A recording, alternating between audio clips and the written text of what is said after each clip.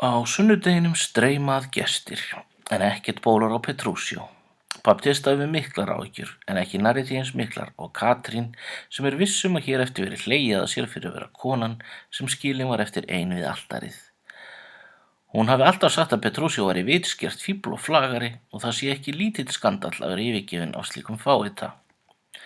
En þá sést Petrúsjó koma ríðandi ásamt þjóni. Þegar hann kemur nær sést, hann afar einkennilegur til fara.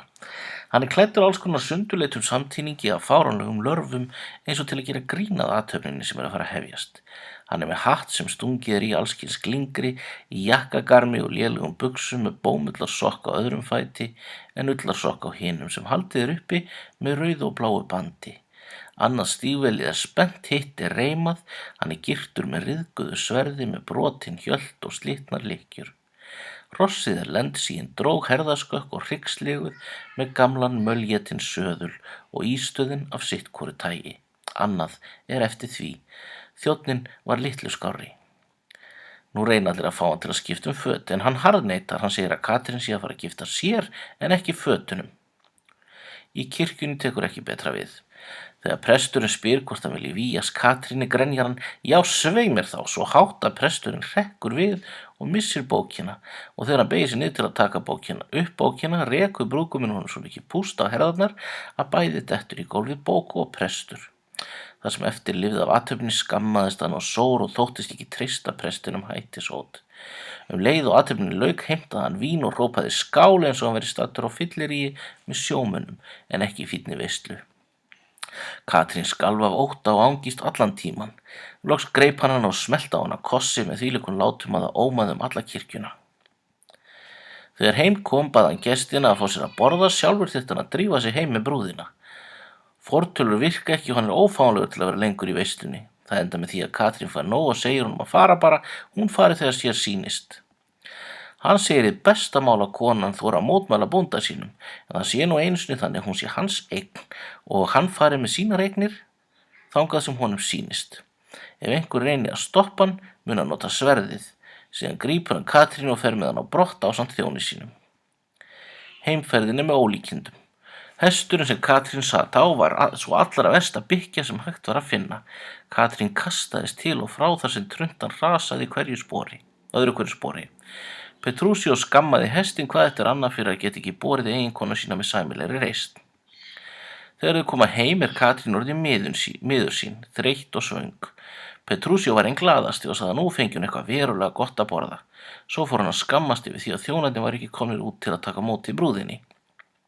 Þegar veruleikinn var sá að hann var búinn að gefa þeim mjög skýr fyrirmæli annað. Þó keyrði fyrst þverbak þegar þau komu inn. Þjónarnir báru fram dýrindis ilmandi kjötrétt, en Petrúsjó sagði að þetta veri skammarlegt og ógeðslegt og viðbrennt og rak þá með matinn aftur út. Katrín grátbaði hann að láta þá koma aftur með steikina en það var hún glórhungruð og steikin girnileg. Hann satt fastur við sinn keip og sagðist ekki ætla að hala konu sína á brenndu kjöti. Nú komu þjónarnir með hvern réttin á fætur öðrum, hvern öðrum girnilegri. Petrúsjó rak þá jafnharðan tilbaka með óbóta skömmum. Hann sagðist ekki myndi gefa konu sinni svona óþverra. Loks ákvaða þau myndu ganga til hvílu matalaus. Þá tók ekki betra við. Hann var alla nóttina hendandi til sængum og ábröðum bölvandi og ragnandi. Veslings Katrín fékk engan svefnprið. Í morgunverðinum fór allt eins og kvöldið áður. Ekkert var nógu gott og þjónarnir fengu ekkert nema skammir.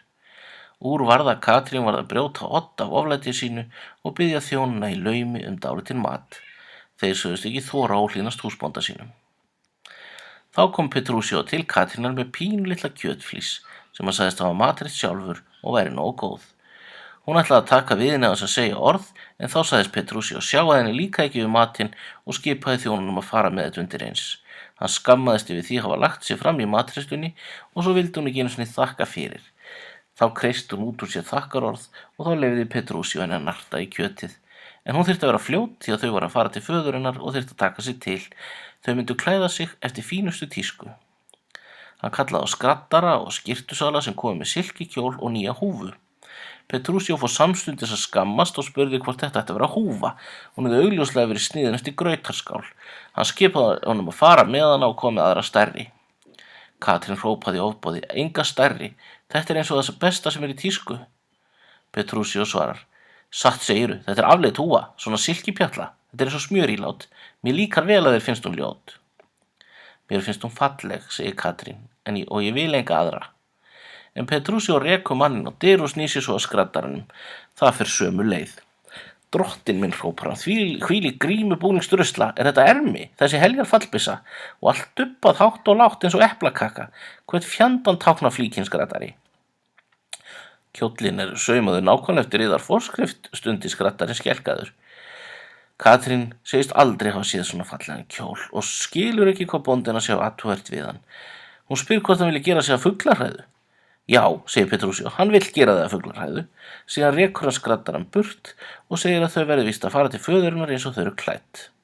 Í laumi skipar hann þjónum sínum að stöðva skraddarann og skyrtusalann og borga þeim það sem þeir setji upp. Klukkan er ekki nema 7, segir Petrúsíó og bætir við að það þýði að þau komi mátulega í hádegismat. Katrín segir annars vegar að klukkan sé orðin 2, það sé hæpið að þau komist fyrir kvöldmat. 7 skal hún vera, segir hann og skammar hana fyrir að vera alltaf að mótmæla sér. Hann segist ekki ætla að fara fet í dag og þegar hann fari, þá skuli klukkan vera það sem hann segir. Daginn eftir er gerð önnur tilraun og nú er Katrín vör sig. Þegar þau eru lögð af stað hefur Petrúsíó orðað í hver tunglið skíni skært. Tunglið, segir Katrín. Þetta er sólin.